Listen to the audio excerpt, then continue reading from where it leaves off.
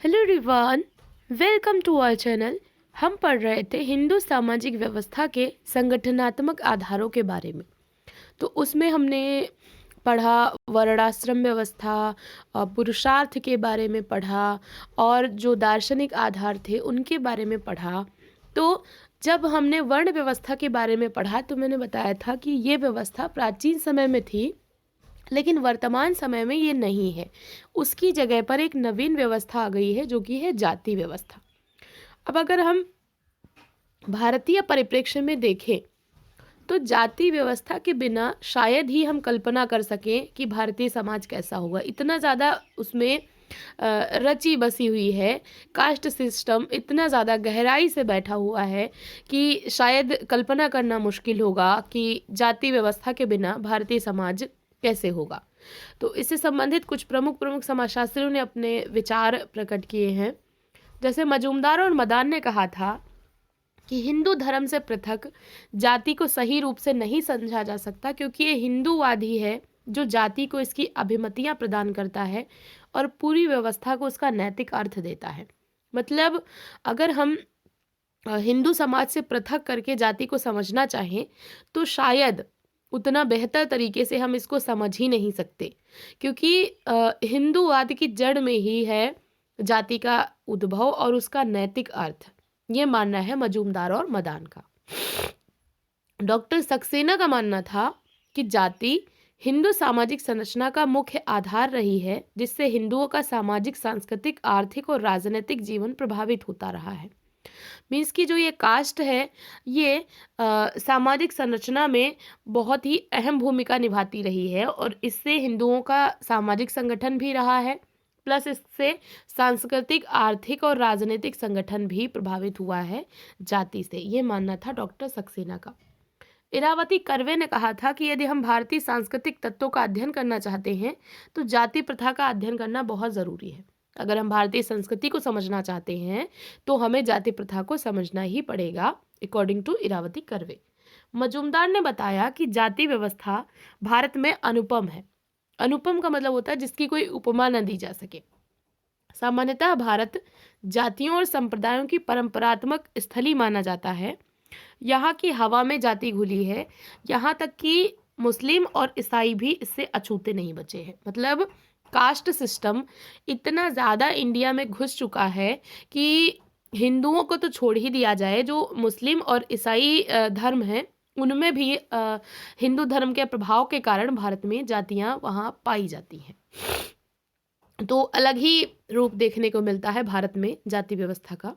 Hutton ने कहा था कि जाति व्यवस्था के सम्यक अध्ययन के लिए विशेषज्ञों की एक सेना की आवश्यकता है। मतलब अगर हम सोचें कि हम संपूर्ण जाति व्यवस्था का अध्ययन करेंगे तो वो पॉसिबल नहीं है। उसके लिए हमें बहुत सारा टाइम और बहुत सारा अध्ययन, एक पूरा अध्ययन का दल चाहिए, तभी जा कर के हम जाति व्यवस्था का सम्यक अध्ययन कर सकते हैं। कोई एक समाजशास्त्री इसके बारे में संपूर्ण तरीके से नहीं बता सकता। तो ये तो हो गया जाति व्यवस्था का महत्व और भारत में किस तरीके से जाति व्यवस्था व्याप्त है, किस तरीके से जाति व्यवस्था ने अपनी जड़ें बहुत ही गहराई से जमा रखी हैं, इसके बारे में अब हम थोड़ा सा देखते हैं जाति का अर्थ और परिभाषा। तो जो अंग्रेजी का कास्ट शब्द है, जाति यानी कास्ट, तो जो इंग्लिश का वर्ड है कास्ट, ये बना है पुर्तगाली शब्द कास्टा से। पुर्तगाल का एक वर्ड है कास्टा, इससे बना है और इसका अर्थ होता है मत, विभेद या फिर जाति। तीन अर्थ होते हैं, यानी कि मत, विभेद या फिर जाति। ये जो शब्द था जाति, इसका पता लगाया था ग्रेसिया डी ओरेटा ने 1665 में। ग्रेसिया डी ओरेटा नामक विद्वान ने 1665 में जाति की उत्पत्ति का पता लगाया था। ये क्वेश्चन पूछ सकता है, इसको याद कर लेना। फ्रांस के अब्बे डुबाय ने जाति को प्रजाति के संदर्भ में बाद में फिर यूज़ किया। तो सबसे पहले पता लगाया था ग्रेसिया डी ओरेटा ने और इसको प्रजाति के संबंध में अब्बे डुबाय ने यूज़ किया था। तो ये तो हो गया कि जाति प्रथा की जो जाति शब्द है इसका उत्पत्ति कैसे हुई। तो अब थोड़ा सा देखते हैं कि अलग अलग समाजशास्त्रियों ने इसको कैसे परिभाषित किया है। C.H. कूले, जिनकी परिभाषा बहुत ही इम्पोर्टेंट है और पूछी भी गई थी इस बार भी और इससे पहले भी पूछी जाती रही है। तो इन्होंने कहा था कि जब एक वर्ग पूर्णतः आनुवांशिकता पर आधारित होता है तो उसको हम जाति कहते हैं। मतलब कोई भी एक वर्ग जो कि आनुवांशिक विशेषताओं पर आधारित हो जाए, एक वंशगत विशेषताओं पर, कि जिस वंश में, जिस खानदान में, जिस परिवार में आपने जन्म लिया है, आपकी विशेषताएं वैसी ही होंगी, आप उसको चेंज नहीं कर सकते पूरे जीवन भर। तो उसको हम कहते हैं कि वो कास्ट हो गई। ठीक, पीढ़ी दर पीढ़ी वो सेम चलती रहेगी, उसमें चेंजेस नहीं हो सकते। मजूमदार और मदान ने कहा था कि जाति एक बंद वर्ग है, मतलब है तो एक वर्ग के समान ही, लेकिन बंद वर्ग है, इसमें आप अपनी परिस्थिति को बदल नहीं सकते। एक बार आपने जिस जाति में जन्म ले लिया, आप आजीवन उसी जाति के सदस्य माने जाओगे। J.H. हट्टन, इन्होंने थोड़ा सा जाति प्रथा को थोड़ा ज़्यादा अच्छे तरीके से परिभाषित करने की कोशिश करी। इन्होंने कहा कि जाति एक ऐसी व्यवस्था है जिसके अंतर्गत एक समाज अनेक आत्म केंद्रित तथा एक दूसरे से पूर्णतः पृथक इकाइयों में विभाजित रहता है। एक तो बताया आत्म केंद्रित और दूसरा बताया एक दूसरे से बिल्कुल पृथक इकाइयाँ। आत्म केंद्रित मतलब जैसे एक जाति है तो वो अपने में ही सिमटी रहती है, वो अपनी ही जाति के अंदर खाना पीना, रहन सहन, और सबसे बड़ी बात है कि विवाह करना अपनी ही कास्ट में पसंद करते हैं। और एक दूसरे से बिल्कुल अलग, क्योंकि सबकी रीति रिवाज अलग होते हैं, सबकी मान्यताएं, सबकी प्रथाएं, सब कुछ बिल्कुल अलग अलग होता है। तो एक तो अपने में ही सिमटे हैं तो आत्म केंद्रित हो गए, और दूसरे जो दूसरी जातियां हैं ये सब आपस में बिल्कुल अलग अलग हैं। तो पृथक पृथक इकाइयों में विभाजित रहता है एक ऐसा समाज। इन इकाइयों के बीच पारस्परिक संबंध ऊंच नीच के आधार पर सांस्कृतिक रूप से निर्धारित रहते हैं। मतलब ऐसा नहीं है कि इनके बीच में संबंध नहीं होता है, इनके बीच में रिलेशन होता है, लेकिन एक संस्तरण वाला संबंध होता है कि ये जाति उच्च है, फिर ये उससे निम्न है, फिर ये उससे निम्न है। तो ऊंच नीच वाला आधार के आधार पर सांस्कृतिक रूप से इनके बीच में संबंध निर्धारित होते हैं। जैसे प्राचीन समय में जो जजमानी व्यवस्था थी तो उसमें कुछ कुछ ऐसी ही व्यवस्था विद्यमान थी कि जातियों के बीच में संबंध थे और सांस्कृतिक रूप से निर्धारित थे, सभी के अपने अपने काम बटे हुए थे और वो उन कार्यों को संपन्न करते थे। इरावती कर्वे की अगर हम माने तो इरावती कर्वे ने कहा कि जाति एक विस्तृत स्वजन समूह है। स्वजन समूह मतलब हमारे अपने जन, स्व माने हमारा अपना और जन माने व्यक्ति। तो स्वजन समूह मतलब जाति को इन्होंने एक तरीके से कह दिया है कि नातेदारी का ही विस्तृत रूप है जाति। जब परिवार होता है, फिर परिवारों का समूह, फिर और मतलब एक पूरा समूह बन जाता है जिसमें नातेदार ही होते हैं। ये नातेदारी का एक समूह है, यही है जाति, according to Irawati Karve. JP Narayan ने कहा था कि भारत में जाति सबसे महत्वपूर्ण राजनीतिक दल है। इन्होंने इसका राजनीतिक स्वरूप वर्णित कर दिया कि जो जाति है ये सबसे महत्वपूर्ण राजनीतिक दल है। वैसे बात सही भी है, आजकल जब भी इंसान वोट करता है या कोई भी बात आती है पॉलिटिक्स की तो वहाँ पर जाति को सबसे ज़्यादा इम्पोर्टेंस दी जाती है कि तुम इस जाति के हो, तुम इस जाति के हो। तो ये चीज़ें ज़्यादा होती हैं जाति के आधार पर। जाति को वोट बैंक भी एक तरीके से माना गया है। तो ये सारी चीज़ें हैं। D.R. गाडगिल, इन्होंने कहा कि जाति राजनीति का कैंसर है। मतलब राजनीति में जातिवाद को घोल करके एक तरीके से राजनीति को बहुत ही जहरीला बना दिया गया है। जो कास्ट की राजनीति होती है इसने एक तरीके से देश को तोड़ करके रख दिया है। तो इसीलिए जाति को राजनीति का कैंसर माना था D.R. गाडगिल ने। केतकर ने कहा था कि जाति जन्मजात सदस्यता और कठोर सामाजिक नियम वाला सामाजिक समूह है। मतलब एक तो जन्मजात सदस्यता होती है और दूसरे इसमें कठोर नियम होते हैं कि आप इस कास्ट के हो तो आपको इसी कास्ट में मैरिज करनी है और इसी कास्ट के लोगों के साथ रहना है, इसी कास्ट के लोगों के साथ में आप खान पान सारी चीज़ें कर सकते हो। तो बहुत ही कठोर सामाजिक नियम होते हैं, ऐसा एक समूह है। ब्लंट, इन्होंने कहा था कि जाति अंतर्विवाही समूह है, अपने ही समूह के अंदर विवाह करते हैं जाति के लोग। हर्बर्ट रिजले, इन्होंने कहा था कि जाति परिवारों के समूह का संकलन है। ये परिभाषा इंपॉर्टेंट है कि जाति को परिवारों के समूह का संकलन किसने माना था, तो रिजले ने माना था। और स्वजन समूह किसने माना था, तो वो इरावती कर्वे ने माना था। तो जाति परिवारों के समूह का संकलन है जिनका एक नाम होता है, एक काल्पनिक पूर्वज से उत्पत्ति का दावा करते हैं, समान आनुवांशिक व्यवसाय होते हैं, सम्मति देने वाले समर्थ लोगों का एक सजातीय समुदाय होता है। तो एक तो परिवारों का संकलन है, मतलब एक तरीके से अपने ही समान परिवारों का संकलन होता है। और ऐसा हर कास्ट के लोग मानते हैं कि उनकी उत्पत्ति एक किसी पूर्वज से हुई है, कोई भी काल्पनिक पूर्वज मान लेते हैं कि उनसे इनकी उत्पत्ति हुई है। और लगभग उनका व्यवसाय सेम ही होता है, मतलब एक कास्ट के लोगों का व्यवसाय लगभग सेम ही होता है।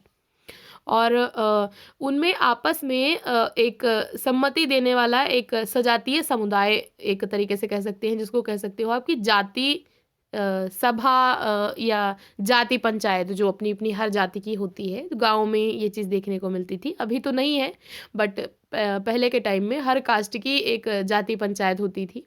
तो वो चीज़ देखने को मिलती थी पहले के समय में। तो उसी को इन्होंने परिभाषित करने की कोशिश करी है हर्बर्ट रिजले ने। तो ये तो हो गई जाति व्यवस्था की परिभाषा। अब हम थोड़ा सा देखते हैं जाति की विशेषताएं। तो एन.के. दत्ता ने जाति की विशेषताएं बताई हैं कि जाति अपनी ही जाति में विवाह के नियम होते हैं। एक तो 6 विशेषताएं इन्होंने बताई और 6 ही बताई हैं घुरिये ने। तो पहले एन.के. दत्ता की देखेंगे। एन.के. दत्ता ने बताया जाति अपनी ही जाति में विवाह के नियम होते हैं, मतलब अंतर्विवाही होती है। दूसरे, अन्य जातियों से खान पान पर प्रतिबंध लगा दिया जाता है, मतलब एक कास्ट के लोगों को दूसरी कास्ट के साथ में उनके खाने पीने पर रोक टोक होती है। जैसे ब्राह्मण लोग हैं तो वो किसी अछूत जाति के यहाँ नहीं खा सकते, तो ये चीज़ प्रतिबंध होता है। एक पेशा निर्धारित कर दिया जाता है कि आप इस जाति के हो तो आपको ये काम करना है, आप इस जाति के हो तो आपको ये काम करना है, तो आपका पेशा निर्धारित होता है। अब वर्तमान में तो ऐसा नहीं है, लेकिन फिर भी ये चीज़ देखने को मिल सकती है। संस्तरण की व्यवस्था होती है, मतलब संस्तरण का मतलब किसी जाति को माना जाता है कि ये उच्च है, फिर ये उससे निम्न है, फिर ये उससे निम्न है, तो एक ऊंच नीच की व्यवस्था होती है। जन्मजात सदस्यता होती है, जाति में आप बाद में चेंज नहीं कर सकते, जन्मजात सदस्यता होती है। और ब्राह्मणों की श्रेष्ठता होती है जाति व्यवस्था में, ये माना है एन.के. दत्ता ने। फिर जी.एस. घुरिये, इन्होंने भी 6 विशेषताएं बताई हैं। तो इन्होंने बताया था कि जाति जो होती है ये समाज का खंडात्मक विभाजन करती है, मतलब समाज को विभिन्न वर्गों में छोटे छोटे भागों में बांटती है। फिर उनमें संस्तरण की व्यवस्था लाती है, यानी ऊंच नीच का एक क्रम निर्धारित करती है। और भोजन और सामाजिक सहवास पर प्रतिबंध होता है, लोग अपना एक निर्धारित होता है कि किसके साथ में खा पी सकते हो, किसके साथ में बैठ सकते हो। धार्मिक और नागरिक विशेषाधिकार और निर्योग्यताएं होती है, मतलब कुछ लोगों को तो विशेषाधिकार दिए होते हैं कि आप सारी चीज़ें कर सकते हो, कुछ लोगों को बता दिया जाता कि आप ये सारी चीज़ें नहीं कर सकते, जैसे मंदिर में प्रवेश नहीं कर सकते, सार्वजनिक स्थलों पर नहीं जा सकते, ऐसा पहले था, बट अभी संविधान के द्वारा इस चीज़ को हटा दिया गया है। 5वीं विशेषता जी.एस. घुरिये ने बताई कि पेशे के अप्रतिबंधित चुनाव का अभाव होता है, मतलब जाति में आपको थोप दिया जाता है कि आप ये जाति के हो, तो आप पर थोपा जा रहा है कि आप यही व्यवसाय करो। जिस जाति के हो, जैसे माली हो तो आप माली ही बने रहो, तो ये चीज़। विवाह के नियम, इसमें अंतर्विवाही होती है जो जाति, इसमें विवाह के नियम होते हैं कि आप अपनी ही कास्ट में विवाह करो। इंटर कास्ट मैरिज को जाति स्वीकार नहीं करती है, अगर कोई ऐसा करता है तो उसको जाति से बहिष्कृत कर दिया जाता है। तो ये सारी चीज़ें देखने को मिलती हैं जाति में। एम.एन. श्रीनिवास ने जाति को कहा था कि वोट बैंक का आधार हो गई है। तो वोट बैंक की संकल्पना प्रस्तुत की थी जाति के संबंध में किसने? एम.एन. श्रीनिवास ने, और जाति की 9 विशेषताएं बताई थी। ये मैंने एम.एन. श्रीनिवास वाली वीडियो में पढ़ाया हुआ है, तो आप वहां से इसको देख लेना। ड्यूमो ने जाति को सुचिता प्रदूषण की अवधारणा के आधार पर बताया था कि जो पूरा कास्ट सिस्टम है, जो हायरार्की है, ये सुचिता और प्रदूषण, मतलब प्रदूषित कुछ लोगों को माना जाता है कि इनको छू लेंगे तो ये प्रदूषित हैं, और कुछ लोग मानते हैं कि हम पवित्र हैं। तो जो पवित्र जातियां मानी जाती हैं वो दूषित लोगों को छूने से थोड़ा सा बचती हैं। तो सुचिता और प्रदूषण की अवधारणा होती है, ये ड्यूमो ने बताया था। डेविस ने बताया था कि जाति व्यवस्था विश्व के सभी स्थानों पर विद्यमान है और ये सभी धर्मों के लगभग सभी व्यक्तियों को प्रभावित करती है, मतलब ऐसा नहीं है कि सिर्फ भारत में है, ये सभी जगह पर विद्यमान है और हर धर्म के हर व्यक्ति को ये जाति व्यवस्था प्रभावित करती है। वेस्टरमार्क ने जातीय अंतर विवाह को जाति व्यवस्था का सार तत्व माना। मतलब अगर हम विवाह के नियमों को हटा दें जाति में से तो जाति व्यवस्था खत्म हो जाएगी। बिल्कुल करेक्ट बात है कि जो जाति का मुख्य तत्व होता है वो यही होता है कि एक जाति के व्यक्ति अपनी ही कास्ट में विवाह करेंगे। क्योंकि अभी देखो, आप बाहर जा रहे हो, खाने पीने पर भी कोई इतना ज़्यादा प्रतिबंध नहीं है, बैठने पर, रहने पर, इन सब चीज़ों पर प्रतिबंध नहीं है। लेकिन एक मैरिज ही ऐसी चीज बची है जिस पर कि अभी भी प्रतिबंध है और जिसको लोग अभी भी फॉलो करते हैं, जिसको अभी भी मानते हैं। तो ये चीज इन्होंने बताई थी वेस्टरमार्क ने। फिर अब देखते हैं जाति व्यवस्था की उत्पत्ति के सिद्धांत कि अलग अलग समाजशास्त्रियों ने या अलग अलग धर्म ग्रंथों में कैसे बताया गया है कि जाति का जन्म कैसे हुआ, जाति कैसे आई, आखिर जाति व्यवस्था विद्यमान है तो वो कैसे आई। तो उसके सिद्धांत हैं। तो पहला सिद्धांत है परंपरागत। परंपरा से आपको पता चल ही गया होगा कि शास्त्रीय ग्रंथों और धर्म ग्रंथों में जो वर्णन है उसकी बात हो रही है। तो जो भारतीय शास्त्रीय ग्रंथ हैं, धर्म ग्रंथ हैं, यानी वेद हैं, उपनिषद हैं और जो धर्म ग्रंथ हैं, उनमें बताया गया है कि जाति की उत्पत्ति ब्रह्मा जी के शरीर से हुई है। पहले वर्णों का जन्म हुआ और बाद में जब उन वर्णों में प्रतिलोम विवाह हुआ। प्रतिलोम विवाह समझते हो ना? अनुलोम विवाह का मतलब हुआ कि अपने से उच्च वर्ण में विवाह करना, यहाँ से यहाँ चले गए। और प्रतिलोम में क्या हुआ कि अपने से निम्न वर्ण में विवाह करना। तो जब अपने से निम्न वर्ण में, यानी लड़की उच्च वर्ण की हो गई और लड़का निम्न वर्ण का हो गया, तो उसको समाज ने मान्यता नहीं दी। तो जो उससे संतान उत्पन्न हुई तो उसको कहा गया कि ये संकर वर्ण का है। मतलब लड़की उच्च वर्ण की है, लड़का निम्न वर्ण का है, इसको समाज ने मान्यता नहीं दी। तो इन दोनों से जो संतान उत्पन्न हुई उसको कहा गया कि ये संकर प्रजाति है। तो उसको कहा गया कि ये क्या है, मिश्रित। संकर मतलब मिश्रित प्रजाति। और ये जो मिश्रित प्रजाति है इसको फिर बाद में नाम दे दिया गया जाति। ठीक, तो ये चीज बताई गई कि पहले वर्ण थे और वर्णों में जब प्रतिलोम विवाह हुआ तो बाद में उसको संकर वर्ण माना गया और बाद में यही संकर वर्ण जाति बन गया। तो ये सिद्धांत है परंपरागत, यानी शास्त्रीय धर्म ग्रंथों में इस तरीके से जाति को बताया गया है। लेकिन इसको भी बहुत ज़्यादा क्रिटिसाइज किया, क्योंकि देखो कोई भी चीज़ होती है उसको क्रिटिसाइज करने वाले लोग आ ही जाते हैं। कुछ भी कितना भी अच्छा करो या बुरा करो, हर चीज़ को क्रिटिसाइज करने वाले लोग होते ही होते हैं। तो इसकी भी क्रिटिसिज्म हुई, इसका भी क्रिटिसिज्म हुआ बहुत ज़्यादा कि ये जो सिद्धांत है जाति का नहीं बल्कि वर्ण की उत्पत्ति का सिद्धांत है। और ये सिद्धांत अवैज्ञानिक है, क्योंकि इसको हम अभी नहीं प्रूव नहीं कर सकते कि ब्रह्मा के शरीर से ऐसा कुछ हुआ था। तो जो चीज़ हम प्रूव नहीं कर सकते वो अवैज्ञानिक है और उसको हम समाजशास्त्र में नहीं मान सकते, ऐसा समाजशास्त्रियों ने कहा। तो भाई इसको नहीं मानेंगे तो दूसरा सिद्धांत आ गया कि चलो कुछ और समाजशास्त्री हैं जिन्होंने कहा कि हम अवैज्ञानिक चीज़ों को नहीं मानेंगे, हम थोड़ा साइंटिफिक तरीके से बताएंगे। तो वो कौन कौन से थे? तो वो थे घुरिये, रिजले, मजूमदार और एन.के. दत्ता और रॉय। इन्होंने कहा कि जाति प्रजाति से जन्मी है। तो जो जाति है इसका जन्म प्रजातीय भेदभाव से हुआ। प्रजाति मतलब दो प्रजातियां थी, एक थी आर्य, एक थे अनार्य। अब यहाँ पर शरीर के रंग के आधार पर इन्होंने बताया है। तो जो आर्य थे वो बाहरी आक्रमणकारी थे और जो अनार्य यानी कि द्रविड़ जो यहाँ के मूल निवासी थे, इनके बीच में जब सांस्कृतिक संपर्क हुआ तो जाति व्यवस्था ने जन्म लिया। ये मानना था प्रजातीय सिद्धांत के समर्थकों का। तो इन लोगों ने बताया कि पहले जो आर्य थे वो यहाँ पर आए एक आक्रमणकारी के रूप में, तो उन्होंने यहाँ के निवासियों को जीत लिया। तो पहले योद्धा ही बन करके वो आए थे ना, तो स्त्रियां तो अपने साथ में लाए नहीं। तो उन्होंने क्या किया कि यहाँ की जो मूल निवासी थी द्रविड़ कन्याएं, ठीक देखो, आर्य पहले भारत आए तो अपने साथ में उन्होंने जो युद्ध की सामग्री थी वो सब कुछ तो लाए, लेकिन अब स्त्रियां नहीं है तो किससे विवाह करेंगे? तो इसलिए उन्होंने जो यहाँ की मूल निवासी थी अनार्य कन्या यानी द्रविड़ कन्या, उनसे विवाह कर लिया। तो इससे क्या हुआ? अनुलोम विवाह चला कि आर्य अपने आप को उच्च मानते थे और जो द्रविड़ कन्याएं थी उनको निम्न माना जाता था, लेकिन उन्होंने इनसे विवाह कर लिया। तो माना गया कि जो कन्या है वो निम्न कुल की हो तो ठीक है और जो लड़का है वो उच्च कुल का होना चाहिए, ऐसा ऐसा माना गया। तो ये अनुलोम विवाह चला।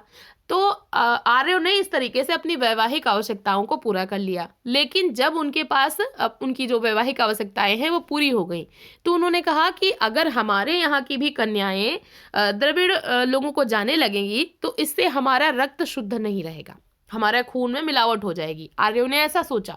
तो फिर उन्होंने क्या किया कि मना कर दिया कि अनुलोम विवाह तो ठीक है लेकिन प्रतिलोम विवाह नहीं हो सकता। मतलब द्रविड़ कन्याएं आर्यों से शादी कर सकती हैं लेकिन आर्य कन्याएं द्रविड़ कुल में शादी नहीं कर सकती, ऐसा माना गया। ठीक, तो प्रतिलोम विवाह पर रोक लगा दी गई ताकि रक्त की शुद्धता बनी रहे। लेकिन फिर भी अब जब समाज में दो वर्ण हैं तो विवाह भी होंगे। तो जब प्रतिलोम विवाह हुए तो जो भी वर्ण जो उनकी संतानें हुई तो आर्यों ने कहा कि हम इनको मान्यता नहीं देते, और द्रविड़ कुल के भी वो नहीं है, तो वो बीच में फंस गए, तो वो संकर वर्ण कहलाए और फिर उसी से जाति व्यवस्था का जन्म हुआ। तो ये सिद्धांत है कि दो प्रजातियां पहले थी, एक आर्य और एक द्रविड़ यानी अनार्य, और इनके बीच में सांस्कृतिक संपर्क हुआ और फिर जाकर के जाति व्यवस्था का जन्म हुआ। इसकी भी आलोचना हुई है।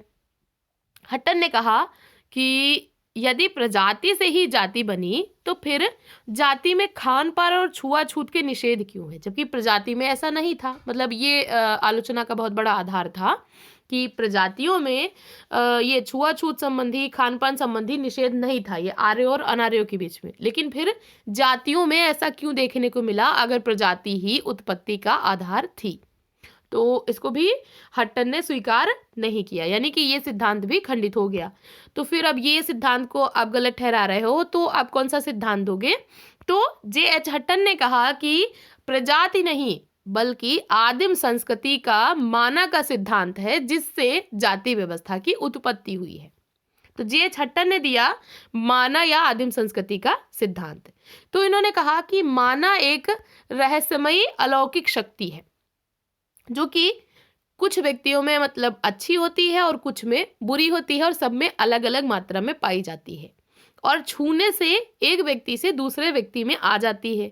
तो किसी का प्रभाव अच्छा भी हो सकता है, किसी का बुरा भी हो सकता है। इसीलिए छुआछूत और खान पान संबंधी नियम बने, इसी से बाद में जाति बनी। मतलब सिंपली समझो कि इन्होंने कहा कि माना कोई चीज़ है, मतलब एक नाम दे दिया कि आदिम संस्कृति में जैसे हम लोग भगवान को नाम दे देते हैं, वैसे इन्होंने एक नाम दे दिया कि कोई अलौकिक शक्ति है जिसको आदिम लोग माना कहते थे। तो उनका मानना था कि ये जो माना है ये हर पर्सन में अलग अलग है। जैसे ये राम है, ये श्याम है और ये घनश्याम है, तो ये तीन, इनमें तीनों में अलग अलग माना की शक्ति है। इसके पास अच्छी शक्ति है, इसके पास बुरी शक्ति है, और इसके पास अच्छी है लेकिन थोड़ी सी कम है। अब इसके पास अच्छी है बहुत ज़्यादा है, इसके पास अच्छी है थोड़ी कम है, और इसके पास बुरी शक्ति है। तो ये जो माना की शक्ति है ये छूने से फैलती है, जैसे रोग फैलते हैं वैसे छूने से फैलती है।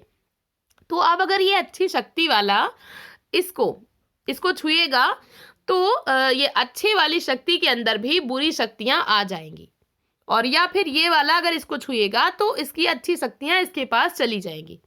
तो इसीलिए फिर निषेध बना दिए गए कि एक दूसरे को छुओ नहीं, और एक दूसरे से थोड़ा सा खान पान में कुछ कुछ नियम बना दिए गए कि जो लोग अच्छी शक्तियों वाले हैं वो लोग आपस में खा सकते हैं, और जिन लोग को बुरी शक्ति वाला माना गया उनको फिर दूर कर दिया गया। यानी माना ही जो माना की शक्ति है उसी के आधार पर फिर जातियों में भेदभाव हुआ, और बाद में यही वर्ग जातियों में परिवर्तित हो गए। ये है जे.एच. हट्टन का माना का सिद्धांत। तो ये सिद्धांत दिया जे.एच. हट्टन ने, लेकिन इस सिद्धांत की भी आलोचना हुई। जैसे मैंने अभी कहा कि कुछ भी करो आलोचना होगी ही होगी। तो इसकी आलोचना किसने की? मजूमदार और मदान ने। उन्होंने कहा कि माना की धारणा विश्व की हर जनजाति में पाई जाती थी, लेकिन फिर भारत में ही जातियाँ क्यों जन्मी? मतलब अगर विश्व के सभी स्थानों पर माना की धारणा पाई जाती थी, जितनी भी जनजातियाँ थी सभी में पाई जाती थी, तो भारत की जनजातियों में क्या खास बात थी कि यहाँ पर जाति व्यवस्था का जन्म हुआ? यानी कि ये सिद्धांत भी गलत है, हम इसको नहीं मान सकते। तो फिर एक और सिद्धांत आया जो कि दिया था घुरिये और अब्बे डुब्बाई ने, जिसको कहा गया कि ब्राह्मणों की चतुर्युक्ति का सिद्धांत या राजनीतिक सिद्धांत। क्योंकि इस बात की खोज हो रही थी कि भारत में ही जातियाँ क्यों जन्मी पहले, तो ये दिया घुरिया और अब्बे डुब्बाई ने। इसको कहा गया ब्राह्मणों की चतुर्युक्ति, की जो ब्राह्मण थे उन्होंने अपनी एक योजना बनाई, अपनी चतुरता से, अपनी चालाकी से एक योजना बनाई ताकि हमारी सत्ता बनी रहे। यानी ब्राह्मणों ने अपनी सत्ता को बनाए रखने के लिए जाति व्यवस्था को जन्म दिया कि हमको सबसे ज़्यादा उच्च स्थान मिले, लोग हमारा सम्मान करें। तो इसी आधार पर ये चीज़ चलती रही। फिर बाद में वो जाति का एक तरीके से जातियों में परिवर्तित हो गई। तो ये भी सिद्धांत की एक आलोचना हुई कि सिर्फ यही एकमात्र कारण उत्तरदायी नहीं हो सकता है। माना कि ये कारण उत्तरदायी है, लेकिन सिर्फ यही एकमात्र कारण हम उत्तरदायी नहीं कह सकते, दूसरे भी रीज़न होने चाहिए। फिर एक और सिद्धांत आया जो कि कहलाया धार्मिक सिद्धांत, जाति की उत्पत्ति का धार्मिक सिद्धांत। ये दिया था होकार्ट और सेनार्ट ने। तो होकार्ट और सेनार्ट ने कहा कि पहले के टाइम में लोग धार्मिक यज्ञ वगैरह, धार्मिक कर्मकांड ये सब बहुत करते थे। तो उन धार्मिक यज्ञों में, उन धार्मिक कार्यों में जिसको जो कार्य दिया जाता था उसी के आधार पर फिर उसके अगली पीढ़ी वाले भी वही कार्य करने लगे, अगली पीढ़ी वाले भी वही कार्य करने लगे और फिर इस तरीके से जातियां बन गई। मतलब धार्मिक कर्मकांडों में जो मंत्रोच्चारण करने वाले थे वो ब्राह्मण बन गए, माला लाने वाले थे माली बन गए, निमंत्रण देने वाले नाई बन गए। तो इस तरीके से जिसके जो कार्य बताए गए। तो ये बताया होकार्ट ने। फिर सेनार्ट ने थोड़ा सा उसमें संशोधन किया और सेनार्ट ने कहा कि पारिवारिक पूजा में भिन्नता, नियम और निषेधों को जाति व्यवस्था के उद्भव के लिए उत्तरदायी है। कि जो हर एक परिवार है उसमें पूजा की अलग अलग विधियां हैं, अलग अलग नियम हैं, अलग अलग निषेध हैं और फिर इन्हीं निषेधों नियमों के आधार पर जाति व्यवस्था बनी। तो इन्होंने धर्म के आधार पर, इन धार्मिक कर्मकांडों के आधार पर जाति व्यवस्था को बताया कि जाति व्यवस्था का जन्म हुआ है। लेकिन इस सिद्धांत की भी आलोचना हुई कि इस सिद्धांत में अन्य पक्षों की उपेक्षा की गई है, सिर्फ धार्मिक पक्ष को ही देखा गया है। तो ये सिद्धांत भी गलत है। फिर एक और सिद्धांत आया जो कि कहलाया जाति व्यवस्था का व्यवसायिक सिद्धांत। ये दिया था नेस्फील्ड ने। नेस्फील्ड ने कहा कि पेशा या व्यवसाय ही जाति व्यवस्था की उत्पत्ति के लिए उत्तरदायी है। जिसका जैसा पेशा था, जिसका जैसा व्यवसाय था, वो उस जाति का माना गया। तो जिसका व्यवसाय या जिसका पेशा अच्छा माना जाता था, सम्मान दिया जाता था जिसके व्यवसाय को, तो उसको उच्च परिस्थिति मिल गई। और जिसके व्यवसाय को या जिसके पेशे को निम्न माना जाता था तो उसको समाज में निम्न परिस्थिति मिली। तो व्यवसाय ही जाति प्रथा की उत्पत्ति के लिए उत्तरदायी है, नेस्फील्ड ने कहा। तो इसकी आलोचना की थी हट्टन और मजूमदार ने कि सिर्फ यही एकमात्र रीज़न नहीं है, दूसरे भी रीज़न है। तो ये हो गए उत्पत्ति के सिद्धांत। अगर हम निष्कर्ष के तौर पर कहें तो कोई भी एक सिद्धांत नहीं हो सकता है जो कि हम कहें कि सिर्फ यही एकमात्र रीजन है जाति की उत्पत्ति का। बहुत सारे सिद्धांत हैं और सभी कारकों का अपना अपना योगदान रहा है जिसके परिणाम स्वरूप भारत में जाति व्यवस्था का जन्म हुआ। तो हट्टन के शब्दों में अगर हम कहें तो इन्होंने कहा था कि भारतीय जाति प्रथा कई भौगोलिक, सामाजिक, राजनीतिक, धार्मिक, आर्थिक कारकों की अंतःक्रिया का स्वाभाविक परिणाम है जो अन्यत्र कहीं भी इस प्रकार सम्मिलित रूप में नहीं पाए जाते। मतलब जो जाति प्रथा है इसमें बहुत सारे कारकों का योगदान है, भौगोलिक, सामाजिक, राजनीतिक, धार्मिक, आर्थिक और भी बहुत सारे कारक हैं। इन सभी की वजह से जाति व्यवस्था का जन्म हुआ भारत में। तो ये बात बिल्कुल सही है। तो ये हो गए उत्पत्ति के सिद्धांत। अब कुछ प्रमुख समाजशास्त्री हैं जिनके कुछ वन लाइनर कोट्स हैं जिनको हम थोड़ा सा देख लेते हैं। जैसे F.J. बेली, तो इन्होंने माना था जाति बंद सावयवी स्तरीकरण है। वेबर ने माना था कि जाति एक समुदाय है, यानी कि परिस्थिति समूह है। और इसको इन्होंने 4 विशेषताएं बताई थी जाति की। इसको समुदाय माना और इसकी 4 विशेषताएं बताई। एक तो अंतःविवाह, दूसरा ऊंच नीच का संस्तरण, तीसरा है व्यवसायिक प्रतिबंध और चौथा है कि जाति का एक निश्चित नाम होता है। तो ये 4 विशेषताएं वेबर ने बताई थी। कुछ और सिद्धांत हैं जैसे जाति की उत्पत्ति का टोटम सिद्धांत ये दिया था गिलबर्ट ने, जाति की उत्पत्ति का भौगोलिक सिद्धांत दिया था राइस ने, गुप्त उद्योग धंधे का सिद्धांत दिया था स्लेटर ने, रिजले ने जाति को परिवारों का संकलन माना था, गुरनार मिल्डल के अनुसार जाति पूर्णतः कठोर वर्ग है, लुंडबर्ग ने माना था कि जाति ठोस सामाजिक वर्ग है। तो ये वन लाइनर कोट्स हैं। इसके अलावा कुछ बुक्स हैं जैसे कि केतकर की बहुत ही फेमस बुक है history of caste in India, बहुत ही फेमस पुस्तक है, बिल्कुल इसको नोट कर लीजिएगा। केतकर की है history of caste in India, Ketkar की। दूसरी है origin and growth of caste in India, N K Dutta की है। और तीसरी है चेंजिंग फ्रंटायर ऑफ कास्ट, ये है योगेश अटल की। इसके बाद कुछ और वन लाइनर हैं, जैसे रजनी कोठारी हैं, इन्होंने कहा था खाई बंद जातियाँ, ये एक टर्म दी थी, खाई बंद जातियाँ। और कास्टिज्म ऑफ पॉलिटिक्स यानी जाति का राजनीतिकरण हो रहा है, ये भी इन्होंने ही बताया था। राजनीति में जाति की घुसपैठ हो रही है, ये योगेंद्र सिंह ने कहा था। और उदीयमान जाति का कॉन्सेप्ट दिया था रजनी कोठारी ने। तो ये कुछ कुछ टर्म्स हैं जो कि इम्पोर्टेंट थे आपके एग्जाम पॉइंट ऑफ व्यू से, तो इन सबको याद कर लीजिएगा और इसको अच्छे से समझिए, अच्छे से नोट डाउन करिए। बाकी कोई कन्फ्यूज़न होती है तो आप पूछ सकते हैं। ऐसे ही पढ़ते रहिए, अपने गोल की तरफ आगे बढ़ते रहिए। वीडियो देखने के लिए थैंक यू सो मच।